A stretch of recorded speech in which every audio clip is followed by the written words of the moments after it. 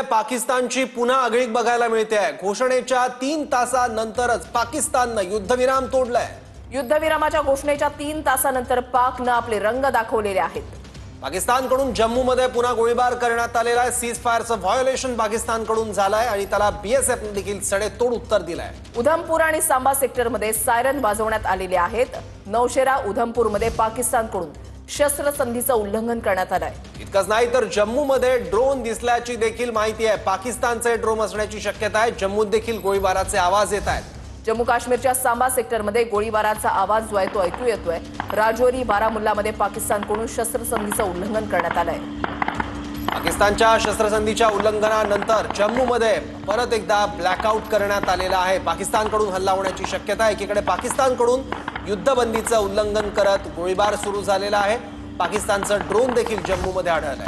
दोन्ही देशांकडून 5 वाजता युद्धविराम जाहीर झाला, मात्र काही तासातच पाकिस्तानकडून शस्त्रसंधीचं उल्लंघन करण्यात आलेलं आहे। उधमपूरमध्ये ही दृश्य जी आहेत आपण या ठिकाणी पाहताय। ड्रोननं हल्ले जे आहेत ते केले जात आहेत। पाककडून जम्मूमध्ये पुन्हा एकदा गोळीबार केला जातोय। बीएसएफनं याला चोख प्रत्युत्तर दिलेलं आहे।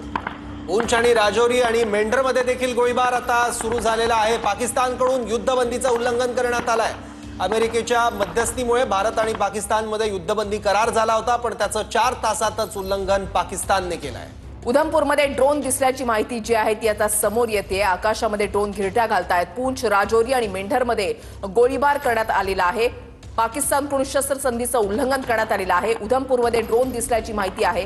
पाकिस्तानकडून शस्त्रसंधीचं उल्लंघन झालंय। 5 वाजण्याच्या अगोदर अमेरिकेचे राष्ट्राध्यक्ष डोनाल्ड ट्रम्प यांनी ट्विट करत माहिती दिली होती की युद्धबंदी झालेली आहे आणि त्याच्यानंतर पाकिस्तानच्या परराष्ट्र मंत्र्यांनी सुद्धा हा दावा केलेला होता आणि त्याच्यानंतर आपल्या भारतीय परराष्ट्र मंत्रालयाची पत्रकार परिषद झाली। त्याच्यामध्ये माहिती देण्यात आली की 5 वाजल्यापासून युद्धविराम मिळालेला आहे। मात्र आता अवघ्या काही तासातच 3 ते 3.5 तासातच पाकिस्तानकडून शस्त्रसंधीचं पुन्हा एकदा उल्लंघन झाल्याचं पाहायला मिळतंय।